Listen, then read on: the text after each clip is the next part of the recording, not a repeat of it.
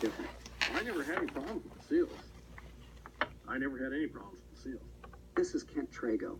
He's a consultant at Coastal Environments and started a research-based organization called the Nautilus Oceanic Institute. He's published more than 50 scientific papers. He also swam at the children's pool as a kid, back in the 1960s. He's been sort of a voice of reason for the shared use side. Everybody that I know likes the animals.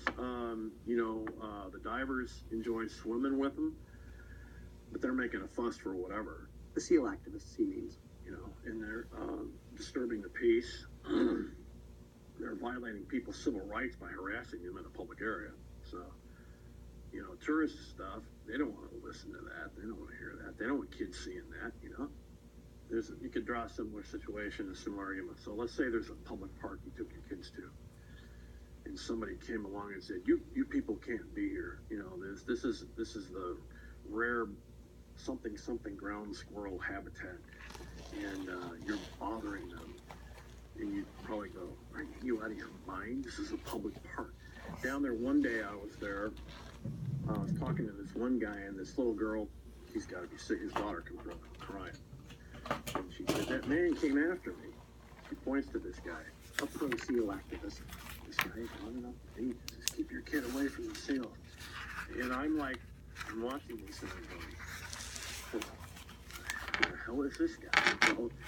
The father's incensed, and he's yelling at the guy, you killed my daughter, And then she was terrified. She's screaming.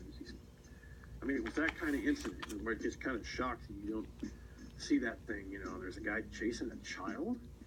There were definitely times when you'd see kids in the videos walk right up to the seals and try to pet them. And the pro-seal activists would lose their minds. Get your kid in check! Whoever's kid is in the pink! Keep him away from the seal! All right.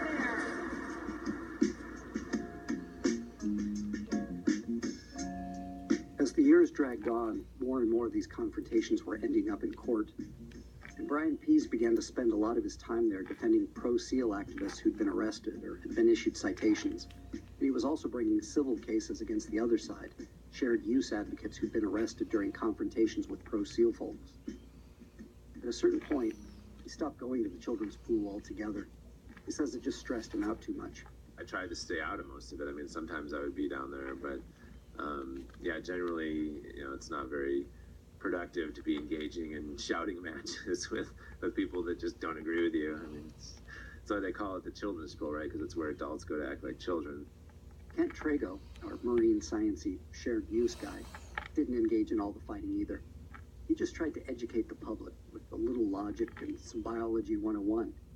And he went about it in sort of a quaint, bygone way that he hoped might rise above the shouts of the angry mob. He wrote letters to the local editors. The papers printed the letters with Kent's name and his title.